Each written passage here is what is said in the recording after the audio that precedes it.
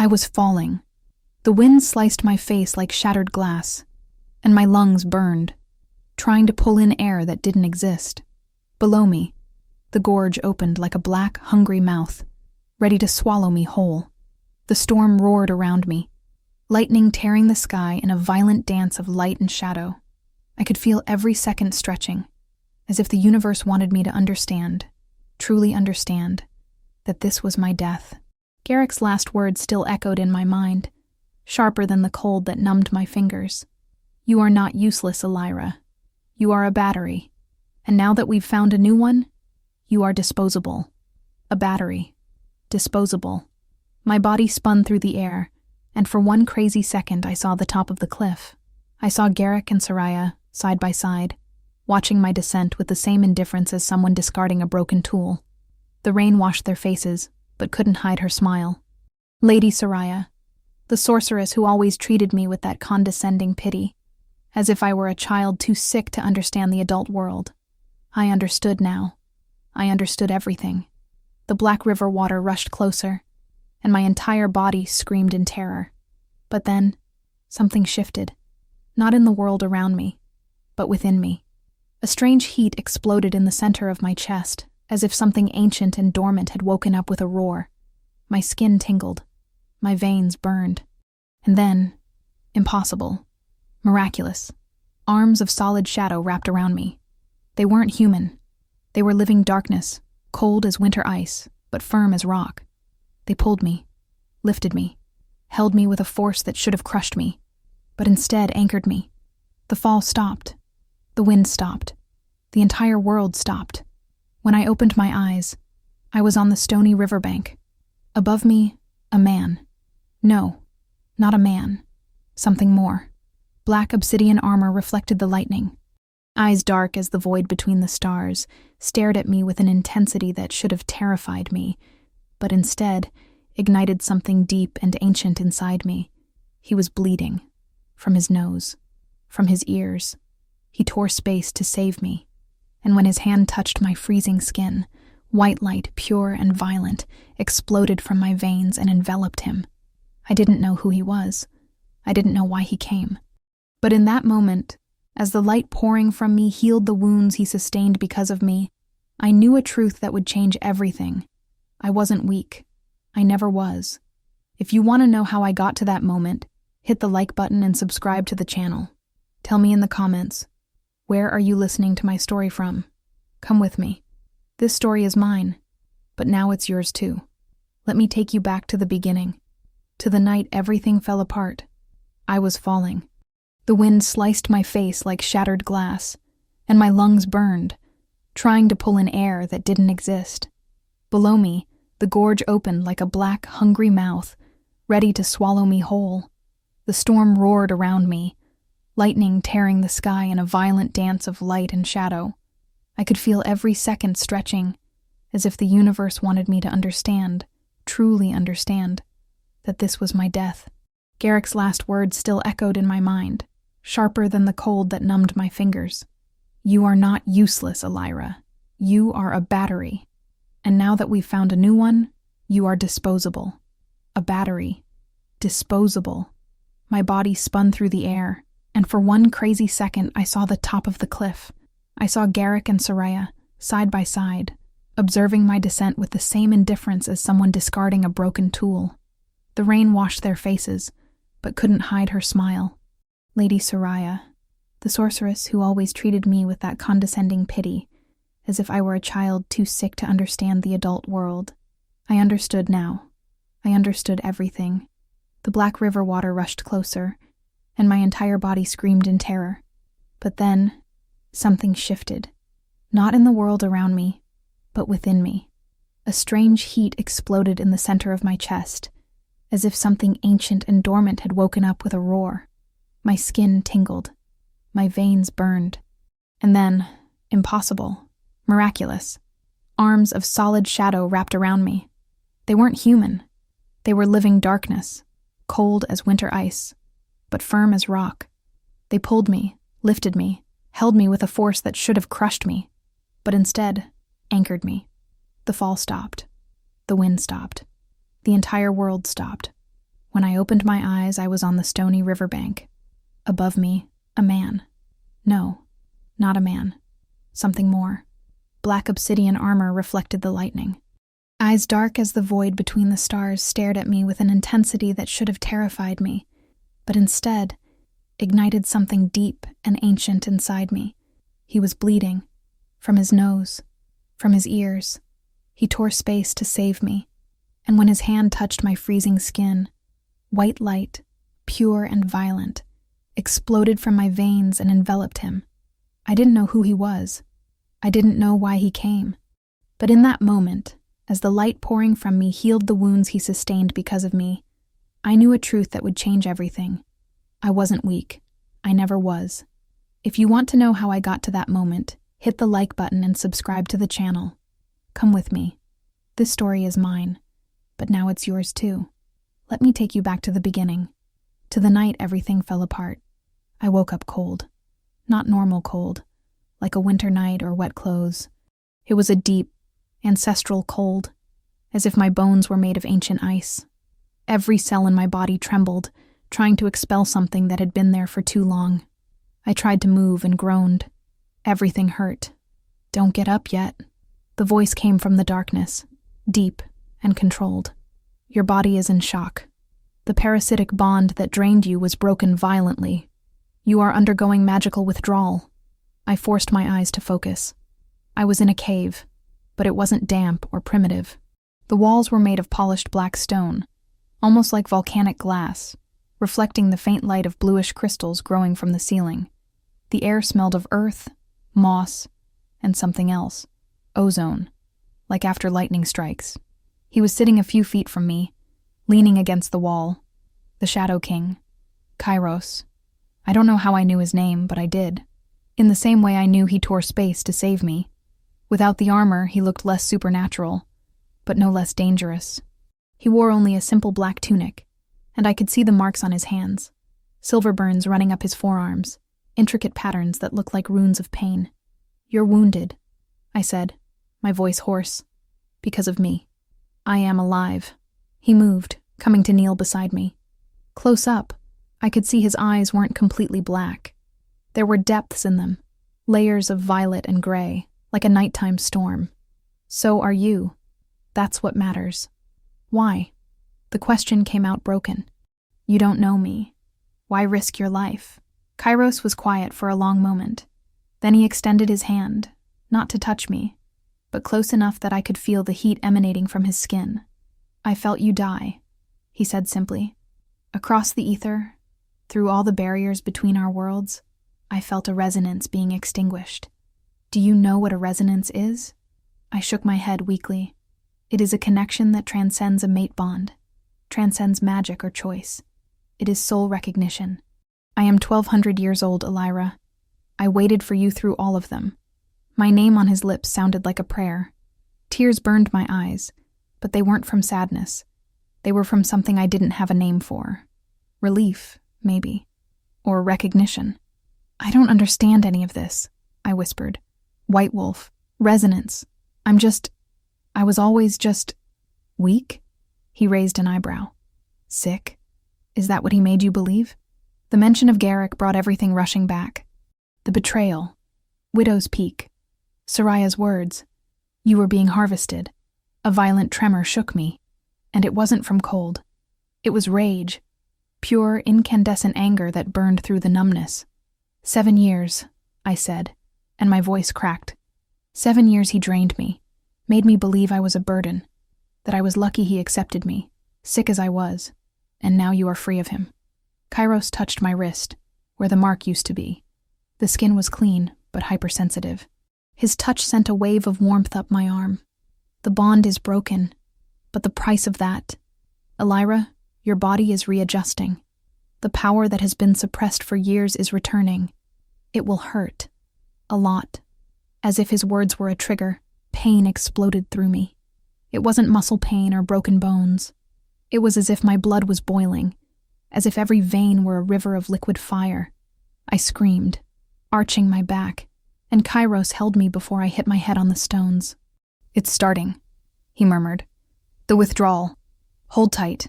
Hold tight. as if it were a choice. The world fragmented. The cave disappeared, and I was somewhere else. Another time. Flashback. I was 6 years old. Light brown hair, almost blonde in the sunlight. I was running through a field of wildflowers, laughing, without a trace of sickness or weakness. My mother sat under a tree, sewing something. She looked up and smiled. "Elyra, don't go too far." "I'm fast, Mama." "Nothing will catch me." I was fast. I was strong. The scene shifted. I was 10 years old, my first shift. It wasn't hard or painful. It was glorious. White fur sprouted from my skin like fresh snow, and when I looked at my reflection in the lake, I saw a small but radiant wolf. My eyes glowed violet. My mother cried, not from joy, from fear. "You need to hide this," she said, holding my face in her hands. "Never show anyone your true form. They will want to use you. Promise me, Elyra." I promised. I didn't understand why, but I promised. The scene shifted again. 15 years old. My mother was sick, dying. A man was by her bedside. Garrick. Young, handsome, trustworthy. He offered help, medicine, money. "Let me take care of your daughter when you are gone," he said, his voice so smooth. "I will protect her." My mother was delirious with fever. She didn't see the glint in his eyes, the greed. But some part of her must have sensed it, because her last words were, "Run, Elyra. If anything goes wrong, run." I didn't run. I trusted. Present. I returned to the cave with a scream. Fever burned through me now, alternating with shivers so violent my teeth rattled. Kairos was by my side, removing my sweat-soaked cloak. "Flashbacks?" he asked, his voice calm despite the urgency in his movements. "Memories," I gasped. "Things I forgot. He knew my mother.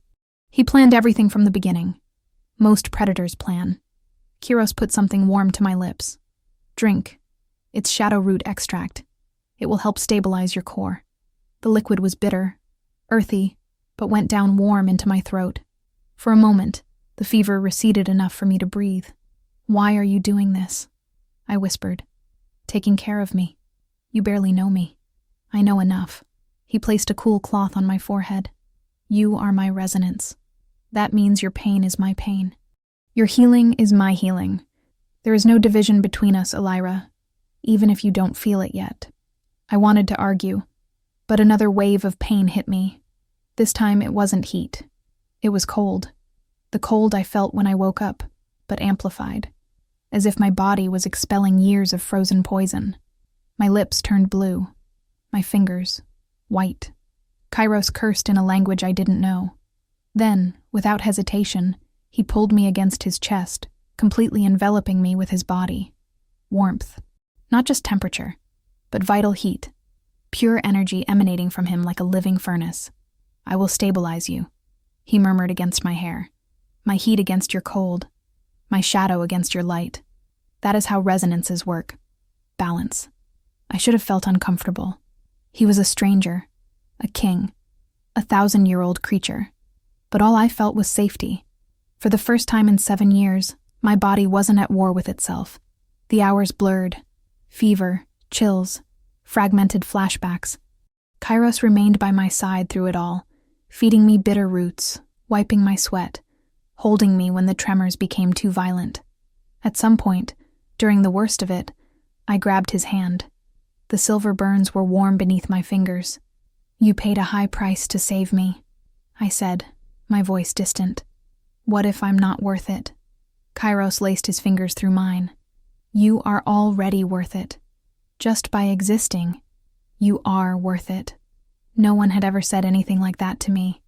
Not conditionally, not with expectations. Just simple, absolute truth. I fell asleep with that truth warming me more than any fire. When I woke up, everything was different. The fever had broken. My body was soaked, but no longer trembling. I felt light, as if chains I didn't even know I was carrying had been removed. I sat up slowly. Kairos was sleeping, leaning against the wall, clearly exhausted. I didn't want to wake him. Instead, I looked around the cave with clearer eyes, and I saw my reflection in a pool of crystal water. My hair. At the root, where it was once dull brown, it now grew white, not gray, silver white, brilliant like snow under the moon. I reached out, trembling, touching the strands. They were real. They were mine. I tried to stand up and succeeded. No dizziness. No weakness. My muscles responded with a strength I didn't recognize. I took a step, then another. Feelings electrified beneath my skin. Power. Not the stolen power Garrick used.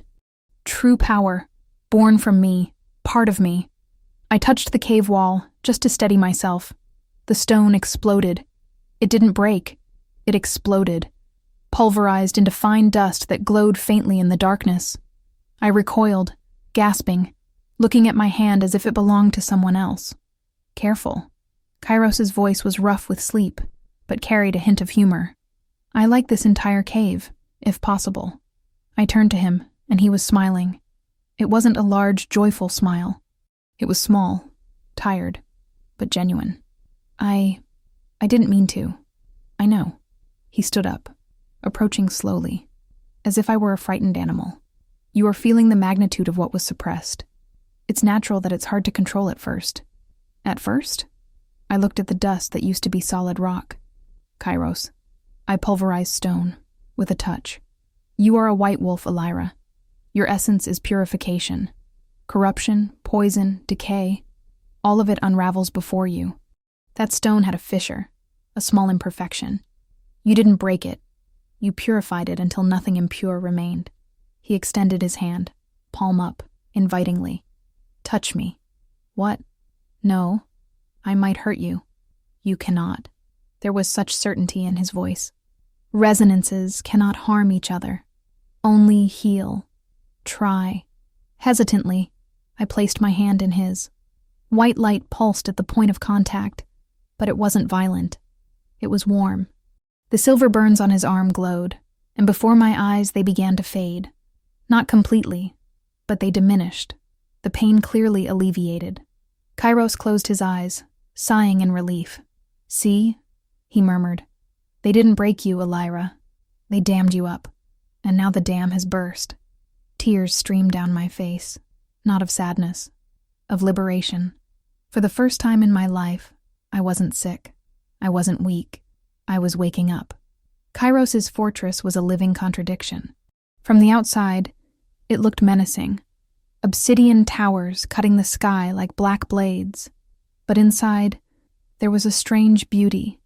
Dark crystal-stained glass filtered the light into shades of violet and deep blue. Inner gardens grew with plants I had never seen, flowers that glowed softly in the gloom, exuding fragrances of spice and wet earth. Kairos brought me here 3 days after the fever broke. He said the cave was only temporary, an emergency refuge. True healing, true awakening, needed space, time, training. You cannot simply exist with this power, he explained as we walked through corridors lit by torches burning with cold fire. It will consume you if you don't learn to direct it. Control is not repression. It is channeling. I nodded, but inside, fear gnawed at me. What if I couldn't control it? What if I hurt someone? As if reading my thoughts, Kairos stopped before a double door of black iron. Fear is natural. But remember, Elyra, you spent 7 years fearing your own weakness. Now you fear your strength. Perhaps the problem was never you. Perhaps it was who taught you to see yourself. The doors opened onto a vast, empty hall. The floor was polished black marble, so shiny it reflected the vaulted ceiling.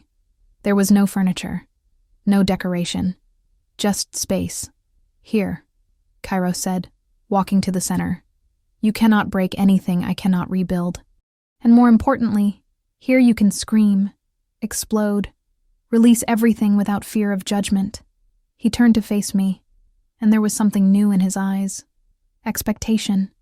Not the kind that demanded perfection, but the kind that expected discovery. Show me your wolf. My stomach clenched. I can't. I mean, I tried before, but I always failed. I'd get stuck between forms, convulsing, because they were draining you during the shift. Kairos extended his hand. Now there is nothing draining you. There is only you. Try. I took a deep breath. I closed my eyes. I reached for that inner place where the wolf should be, that instinctive core every shapeshifter knew, and I found her. She wasn't small or sickly like I remembered from past attempts. She was immense, radiant, furious for having been imprisoned for so long. The shift began, and for the first time, it didn't hurt. My bones reformed with the fluidity of water-changing shape. Fur sprouted, white and bright like fresh snow under moonlight. My senses exploded, the world becoming sharper, richer. I could smell the ancient stones of the fortress, the ozone that always surrounded Kairos, the moss growing in the crevices of the walls 40 yards away. When I opened my eyes, I was on all fours. But something was wrong. Not painfully wrong, just different. I looked at Kairos and realized he was level with my eyes. He was over 6'3" tall. Mirrors, I tried to say, but what came out was a low, musical growl. Kairos smiled, that small, genuine smile I was beginning to recognize. With a gesture, shadows rose from the walls, forming a reflective surface. I wasn't a wolf. I was a creature of legend, huge, the size of a grizzly bear, silver-white fur that glowed with its own light, violet eyes that seemed to contain galaxies, and around my neck, almost like a crown, the fur was longer, forming an ethereal mane that floated as if moved by a wind only I could feel. "White Wolf," Kairos said, and his voice was full of reverence. "The last one I saw was 400 years ago. She died protecting her clan from a magical plague. They say she purified the disease with her last breath." I approached the reflection, fascinated and terrified. Was this me? Was this inside me all along? "Now," Kairos said, his voice returning to the instructor's tone. "Shift back." Shifting back was as easy as shifting out. My human form reformed, and I was standing, naked but covered by a soft light that preserved my modesty. Kairos was already extending a robe. "Shifting uses energy," he explained as I donned the soft fabric. "But not as much as it should. You are regenerating faster than you drain. That is the mark of true power." In the following days, the training intensified. Kairos taught me to direct the light emanating from me.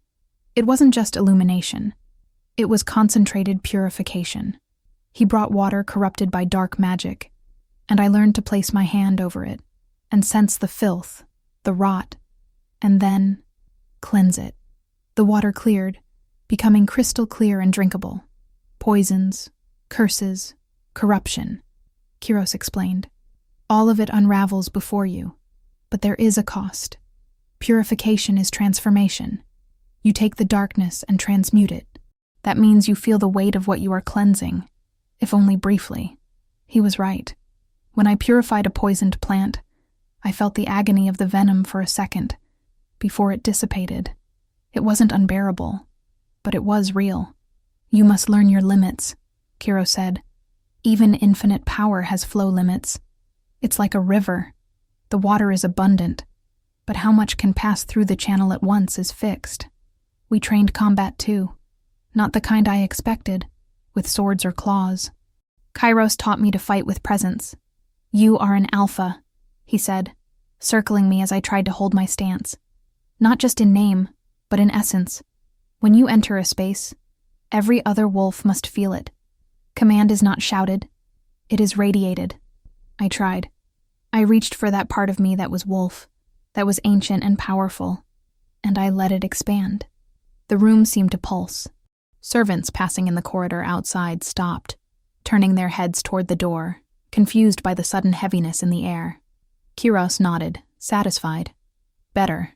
Now imagine directing that toward an enemy. Not to hurt them, but to show who is in control." In the evenings, we ate together. Kairos was surprisingly good at cooking for an immortal king. He said he had learned out of necessity during his first few centuries, before he had servants. "Solitude teaches you many mundane skills," he said with dry humor as he served a rich, spiced stew. 1,200 years, I said, stirring my food. "Have you really been alone that whole time?" "Alone in terms of resonance, yes. I have had lovers, companions, friends, but none of them fit. Not the way you fit." I blushed, looking down at my plate. "We barely know each other. We know each other where it matters." He touched his own chest, over his heart. Here. Do you feel it when you are near me? That feeling that something that was misaligned has finally clicked into place? I did feel it. God, I did. But admitting it felt too big, too fast. Before I could answer, the full moon rose. I felt it before I saw it. A tug in my blood. A call that could not be ignored. I rose from the table, walking toward the balcony as if in a trance. The moon was huge, silver and perfect, dominating the night sky, and something inside me answered. Kairos, I whispered, feeling power building beneath my skin. Something is happening. He was by my side instantly. The full moon. For white wolves, it is not just a time of strength. It is a time of revelation. Don't fight it. Let it happen. The transformation took me like a wave, but this time, it was more. My wolf form emerged, but larger, brighter. White light radiated from me in visible pulses like ripples on a lake. I raised my head and howled.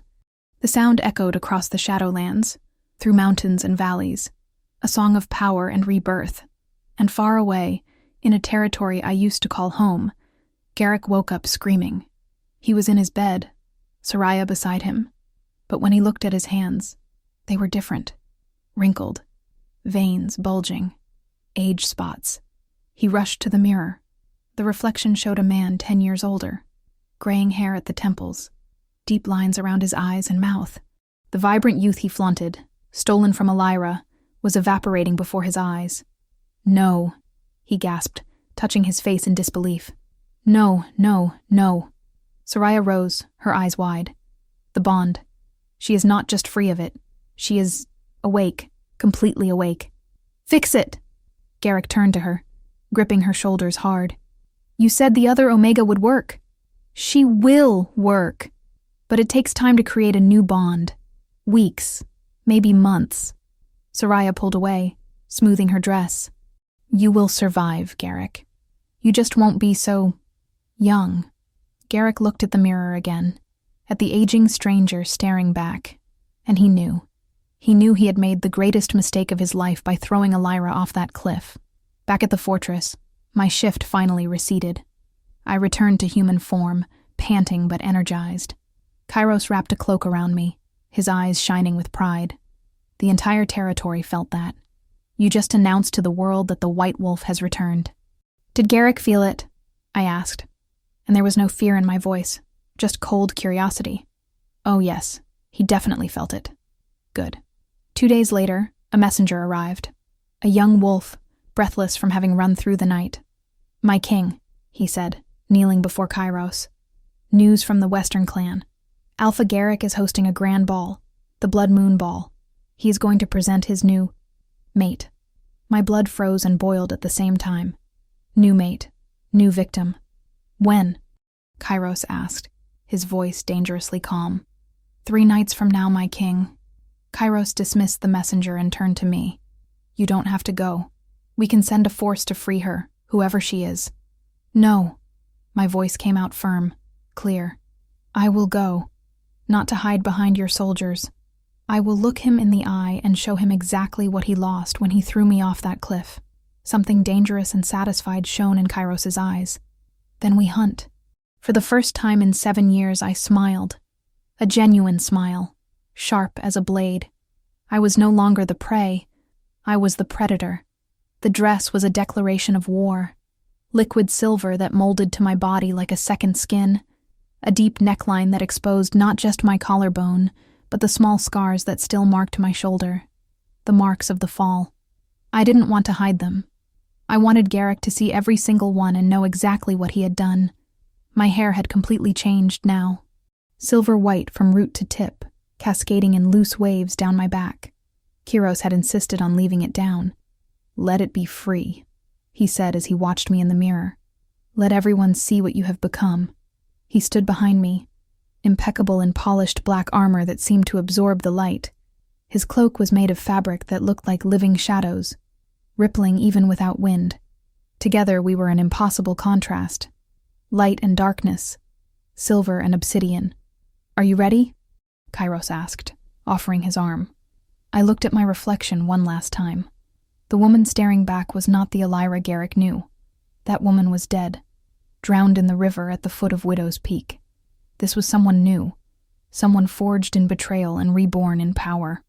I am ready. The Blood Moon Ball was held on neutral territory, an ancient hall built on the border between 3 clans. It was tradition that major announcements were made here, where no alpha had territorial advantage. Kairos's carriage was pulled by creatures I couldn't name. They looked like horses, but their eyes glowed red, and their hooves left streaks of ice on the ground. We traveled in silence, but it wasn't uncomfortable. Kairos's hand rested over mine, his thumb tracing absent circles on my skin. "If it gets too hard," he said softly, "if you want to leave, just tell me. There is no shame in retreating. I will not retreat." My voice was steady. "He needs to see. They all need to see." When we arrived, the hall was illuminated as if it were day. Hundreds of candles floated in the air, casting golden light on the crowd of alphas, betas, and omegas, dressed in their finest clothes. The air smelled of expensive wine, roses, and contained power. The music stopped when we entered. It wasn't dramatic or planned. It simply happened. Conversations died in waves, starting at the door and spreading through the room like falling dominoes. All eyes turned to us. More specifically, to me. I felt the moment Garrick saw me. It was like a physical shock in the air, a dissonance so strong it almost made me stumble. But I held my head high, my hand firm on Kairos's arm, and walked. Each step echoed on the polished marble. I could feel the stares, the whispers starting behind fans and wine glasses. "Is that her? Impossible. She was dead. Look at the hair. She's a white wolf. Gods help us, she's a white wolf." Garrick stood at the far end of the hall, on a raised platform where hosts traditionally stood. He wore deep crimson formal clothes, trying to look young and vibrant. But even from a distance, I could see the truth. He had aged. Not drastically. Most people probably wouldn't notice. But I, who spent 7 years by his side, saw every new line around his eyes, the way his posture wasn't quite as straight, the tension in his jaw that came from physical pain, not just stress. Beside him stood Soraya, dressed in blood red, and a young girl who couldn't have been more than 19. Dark hair, scared eyes, and around her wrist, a brand new mark that still glowed faintly. The new victim. Rage burned in my throat, but I swallowed it. Not yet. Kairos guided me through the crowd that parted before us like the sea. He didn't look at anyone but me, but his mere presence commanded respect. He was the Shadow King. Even here, on neutral ground, his authority was indisputable. We reached the platform. Garrick looked down at us, his expression carefully neutral, but I saw his hands clench at his sides. "King Kairos," Garrick said, his voice still that of a commanding alpha, but with a hint of something that might have been fear. "What an unexpected honor. I didn't realize you were interested in our clan affairs." "I wasn't," Kiros replied, his tone courteous but icy. "Until I heard you were presenting a new mate. I thought it opportune to give my congratulations personally." Garrick's gaze finally moved to me. For a second, something crossed his face. Shock. Genuine fear. Then he buried it behind a mask of polite confusion. "And your companion is... You don't recognize your former mate?" Kairos's voice was soft, but carried a thread of cruel amusement. The entire hall fell into absolute silence. Garrick blinked. "Elyra is dead. She fell from Widow's Peak during a storm. A tragedy. I fell," I said, and it was the first time I had spoken since entering. My voice echoed clearly across the room. "You're right about that, Garrick, but you forgot to check if I actually died." His mask cracked.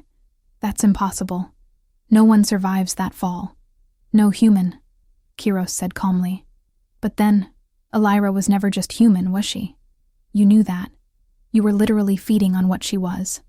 Whispers exploded around us. Soraya stepped forward, her eyes narrowing dangerously. "This is an outrage," she hissed. "To accuse an alpha of what?" I cut her off, walking up the steps of the platform. Kiros didn't follow me, but I felt his presence behind me, a solid anchor. Of creating a parasitic bond to drain my life force? Of keeping me sick and weak for 7 years while he fed on my power? Of throwing me off a cliff when he found a replacement? The young girl next to Garrick paled. What? Silence, Mira, Garrick ordered, but his voice trembled slightly. I was directly in front of him now. This close, I could see the sweat on his brow, the way his pupils were dilated. He was terrified.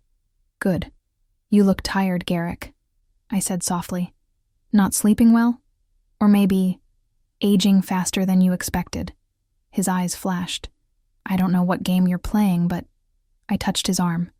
Just a slight touch, my fingers brushing his pulse, and I reversed the flow. For 7 years, he had drained my energy through our mark. Now, I showed him what it was like on the other side. Pure white power surged from me into him, not as nourishment, but as a violent flood. It wasn't to harm him permanently. It was to show control. Garrick screamed, recoiling, clutching his arm as if he had been burned. Smoke rose from where I touched, and when he pulled his hand away, there was a silver mark on his skin. Not a burn, a purification. Do you feel that? I whispered, leaning close enough that only he could hear. That is true power, Garrick. Not stolen, not drained. Mine, and you will never lay a hand on it again. I stepped away, turning to the girl, Mira. She was trembling, her eyes wide. How many days? I asked gently. Well, what? How many days since he marked you? Since you started feeling tired, dizzy, like you were getting sick for no reason? Tears filled her eyes. 5 days. I thought, he said it was normal, that the bond took time to adjust. He is lying. I extended my hand. Let me see your mark. She looked at Garrick, hesitant. He opened his mouth to protest, but Kiros appeared by my side, his mere presence a silent warning. Garrick fell silent. Mira extended her wrist with trembling hands. The mark was intricate, beautiful even, but I could see the fine lines of darkness spreading from it like poisoned veins. I placed my hand over it. White light pulsed. Mira gasped, but not in pain, in relief. Before our eyes, the dark veins receded, fading away. The parasitic bond, still new and weak, couldn't resist the purification. You are free of him, I said softly. Go home. Find a mate who deserves you. Mira sobbed, clutching my arm in gratitude, and then fled. Several Omegas in the crowd moved to help her, shooting furious looks at Garrick. Garrick was shaking now, with rage or fear. I couldn't tell. You ruined everything, he hissed. You were mine. You were always mine. I was never yours, I replied, and my voice echoed with alpha command. Power radiated from me in waves, and I saw wolves in the crowd automatically lower their heads in submission. I was a battery you were using, but batteries can be recharged. And now, I am full. I descended the platform, walking back to Kairos. He offered his arm again, pride clear in his eyes. We should have left. We should have made our declaration and departed. But Soraya couldn't let things lie. Gardens, she whispered as we passed. 10 minutes, or I tell everyone what you truly are. Kairos heard. His hand tightened on my arm. Elyra. It's all right, I murmured. I knew she'd try something. Let me finish this. 10 minutes later, I was in the ballroom gardens. It was a beautiful space, climbing rose bushes and marble fountains, all bathed in moonlight. Kairos was hidden in the shadows nearby, concealed but ready. Soraya emerged from behind a statue, her hands already glowing with dark magic. You are an anomaly, she hissed. An aberration that should have died on that cliff. I will fix that mistake. She launched the magic. Black webs of corrupted energy flew toward me, intended to wrap around me, suffocate me, kill me. I did not move. The magic hit me and dissolved like mist under the sun. Soraya froze, her eyes widening. What? You don't understand, I said calmly, stepping forward. You cannot corrupt me. I am living purification. Your magic has no power over me. She tried again, then again. Each spell disintegrated before it even touched my skin. Finally, panting and desperate, she fell to her knees. I approached, looking down at her. You drained me for years, made me believe you were healing me while poisoning me. I should kill you for that. Hope flashed in her eyes. Then why don't you? Because you will spend the rest of your life knowing you failed. That the battery you created became a goddess you cannot touch. I touched her forehead. Just a brush of my fingers. Her magical power broke. Not permanently, but long enough. She felt the emptiness, the silence where her magic used to sing, and she screamed. When I stepped away, Kiros was by my side. "Done?" he asked. "Done." We left the ball together, and behind us Garrick's world began to crumble. 3 days of peace. That was all we had.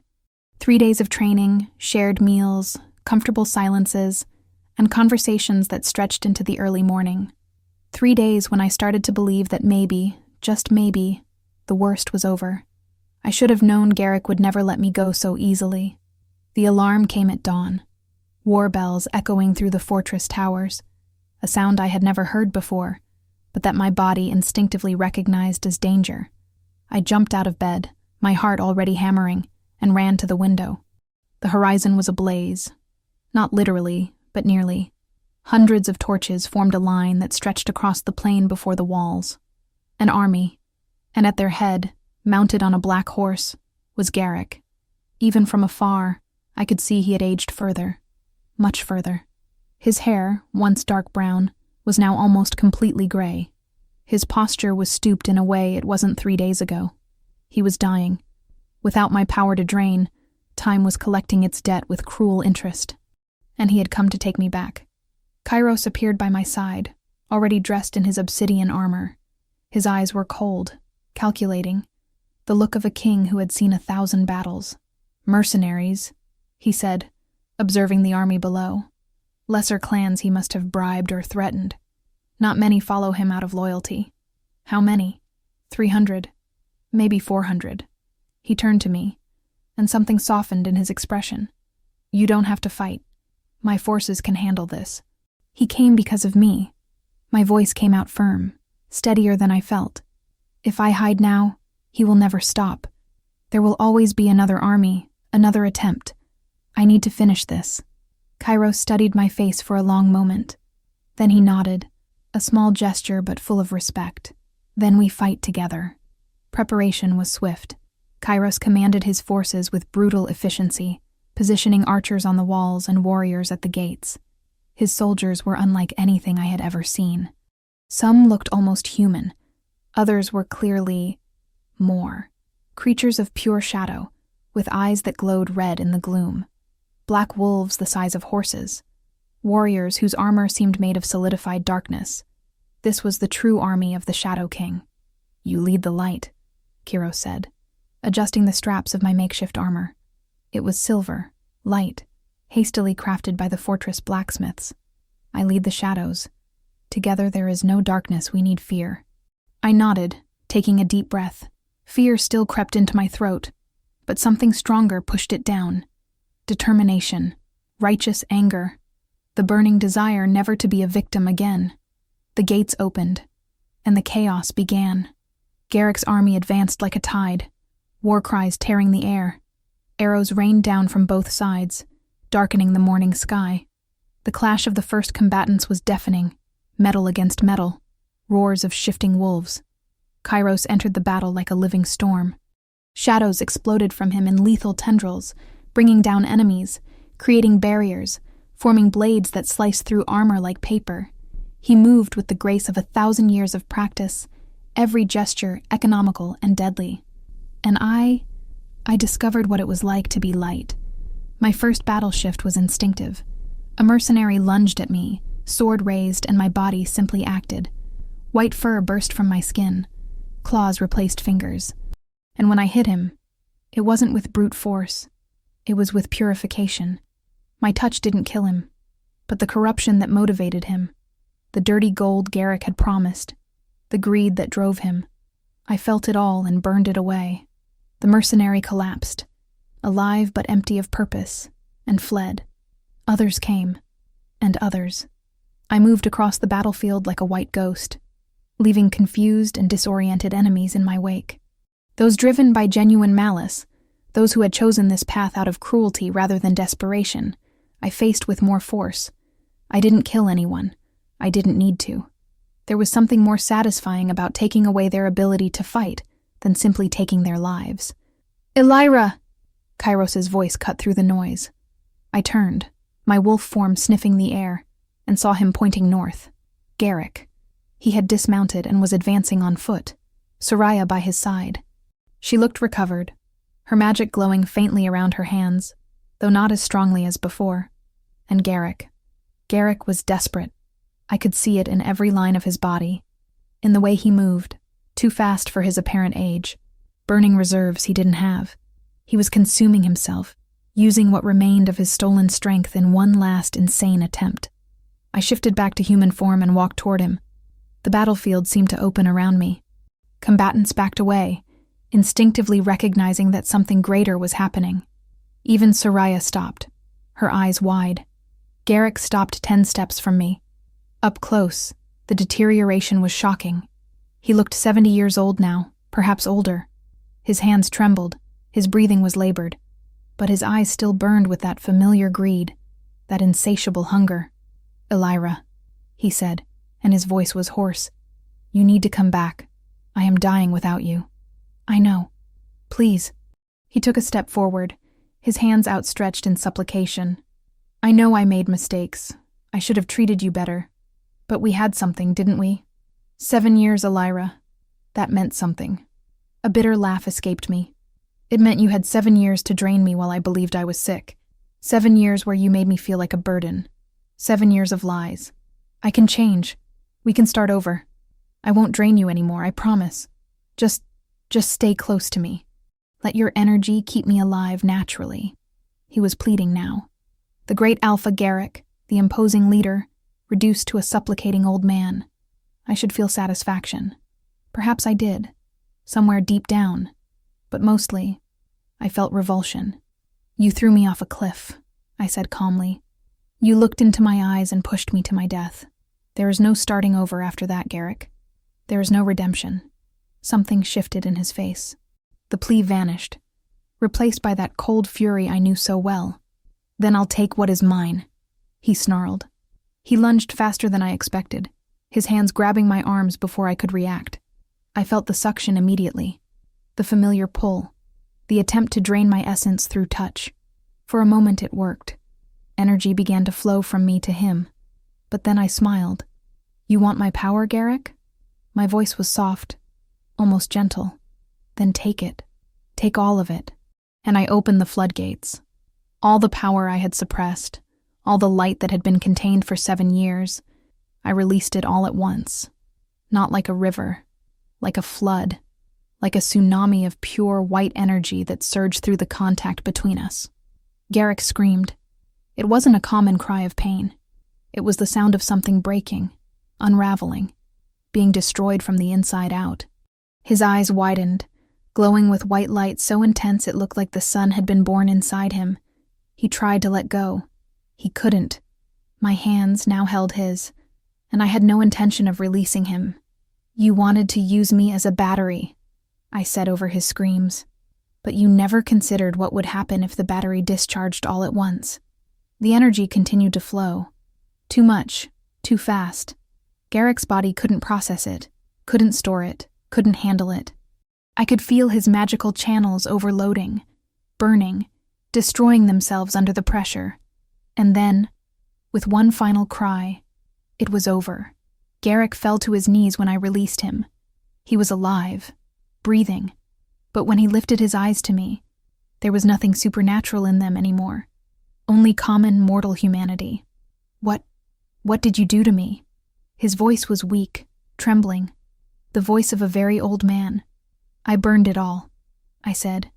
"Your ability to use magic, your ability to shapeshift, every drop of power you stole from me and those who came before. It is all gone." He looked at his hands. Old man's hands, wrinkled and spotted. When he tried to summon his wolf, nothing happened. When he tried to access any trace of magic, he found only emptiness. "You killed me," he whispered. "No." I crouched down, meeting his eyes. "I won't kill you, Garrick. I will let time do what you tried to steal from me." Tears streamed down his aging face. Not of regret, of self-pity. "You will live," I continued, As a human, weak, mortal, every day that passes you will feel your body decay a little more. Every night you will dream of the power you lost. And when you finally die, of old age or sickness or whatever mundane end finds you, you will know that I gave you exactly what you deserved. I stood up. Around me the battle had stopped. The mercenaries looked at their fallen leader, and one by one they dropped their weapons. Without Garrick, without his power or promises, there was no reason to fight. Soraya tried to flee. She didn't get far. Shadows wrapped around her, courtesy of Kairos, and she was dragged before him. "What do we do with her?"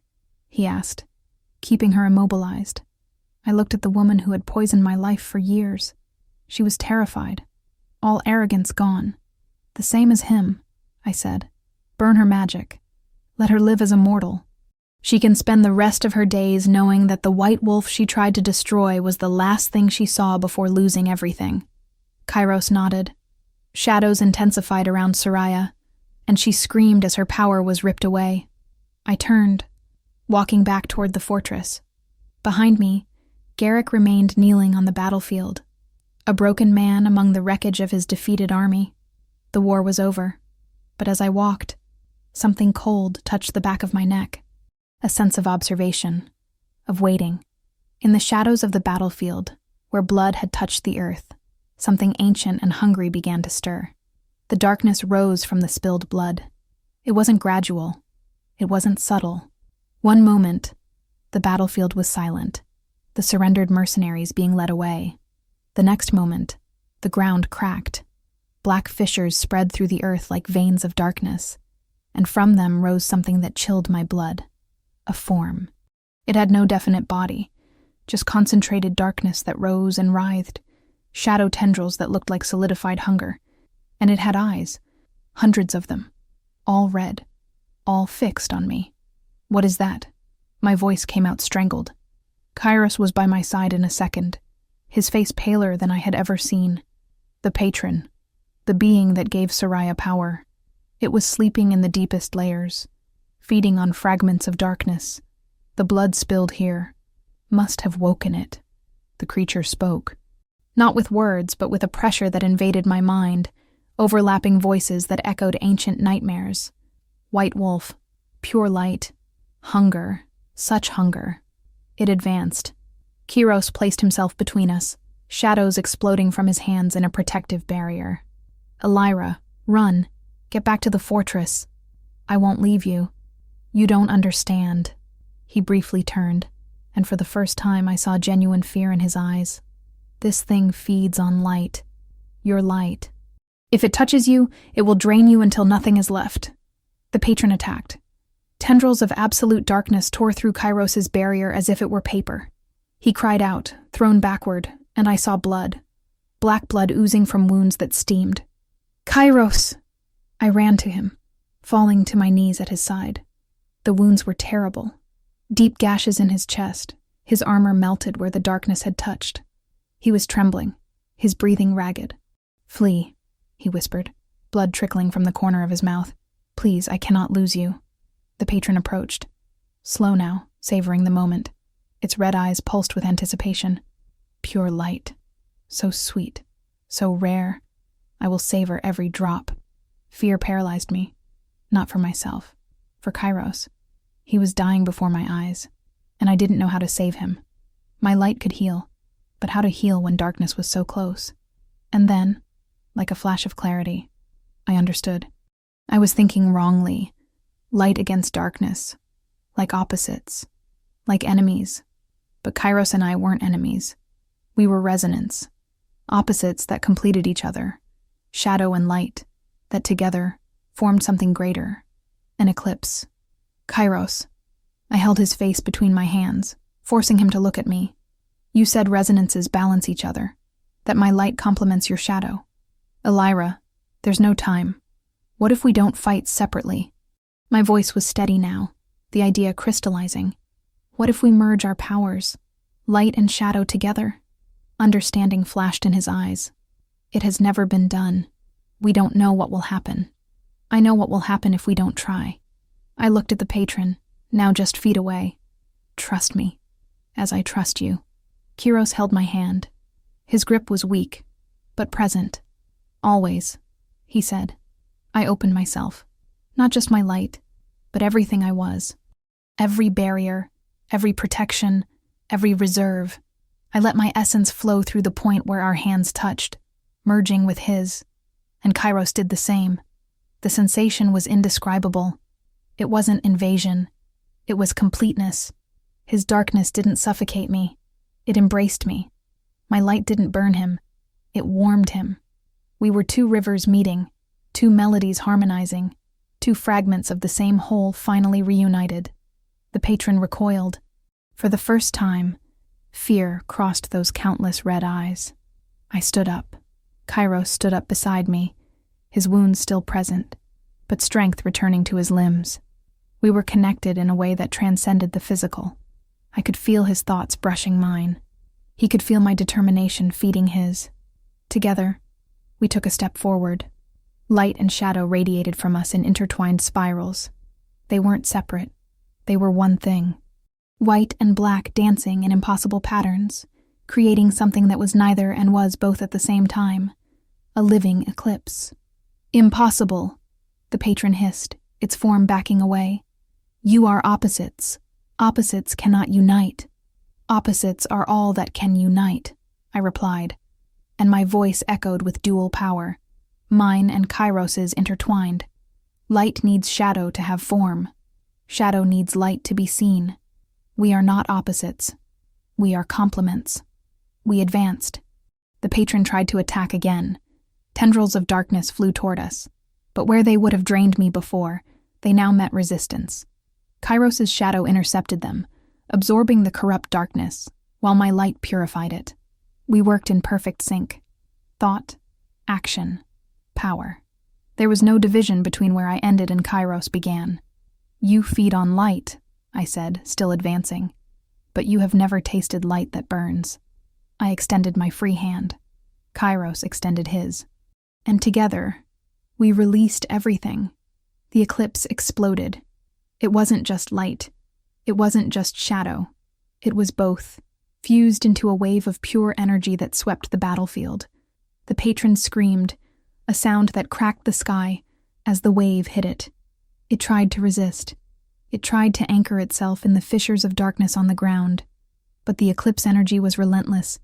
It enveloped it, penetrated every fragment of its form, and began to purify.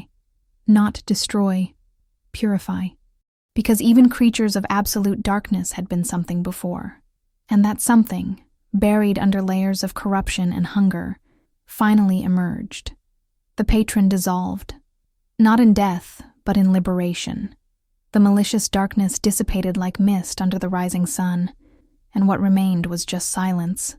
Peace. The fissures in the ground closed. The oppressive pressure vanished. The air, which had smelled of sulfur and rot, now smelled of clean earth and wildflowers. I collapsed.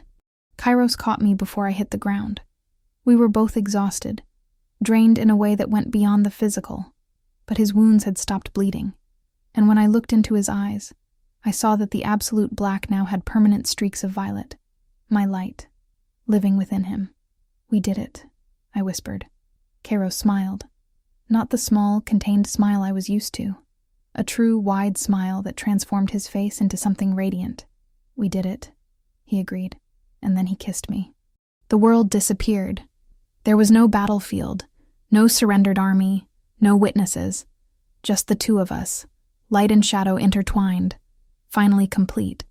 The following weeks were about rebuilding. The fortress needed repairs. The territories needed reorganization. The news of what happened spread quickly, carried by witnesses who barely believed what they had seen. The White Wolf and the Shadow King, a living eclipse that had banished an ancient entity. A union that shouldn't be possible, but was. The throne was redesigned, no longer just black obsidian. Now it was double, 2 seats side by side, one of obsidian and one of polished silver, interwoven at the base so that one could not tell where one ended and the other began, exactly like us. At the coronation ceremony, I wore white. Kairos wore black. When we sat together, the gathered crowd bowed, not just out of fear or respect, out of hope. Light and shadow could coexist.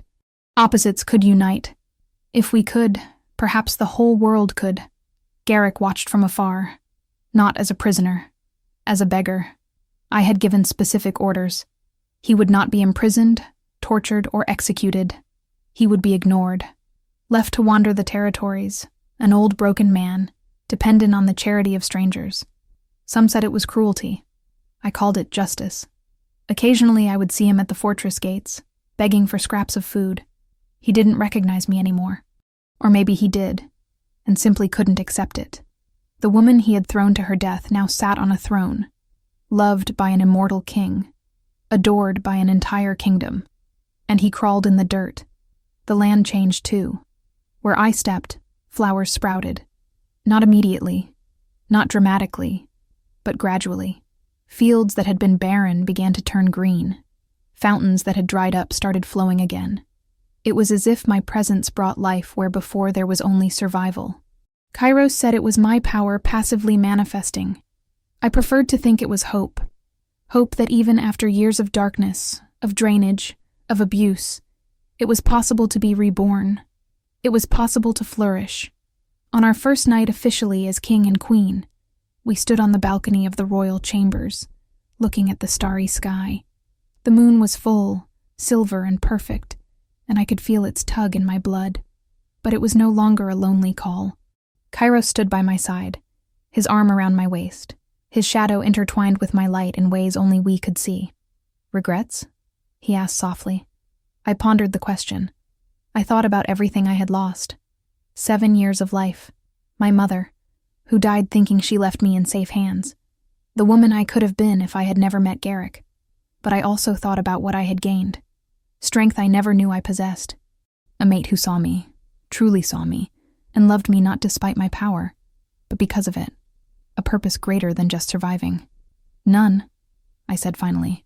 The path was brutal, but it brought me here. To you. Kairos kissed my temple. I waited 1,200 years for you, Elyra. I would wait another 1,000 if necessary. You don't need to wait anymore, I whispered. I'm here, and I'm not going anywhere. We stood in silence, watching the stars shine, and I thought about how it all began. A fall, a betrayal, a death that should have been the end. But it wasn't. They pushed me into the darkness hoping I would vanish. They didn't know that the darkness had a king, and he was just waiting for his queen to arrive to light the stars. Thank you for being here and for joining me for another story. I truly hope you enjoyed it. If you want, leave your comment. I love reading what you feel and think after each episode. Thank you for the love, and see you in the next story.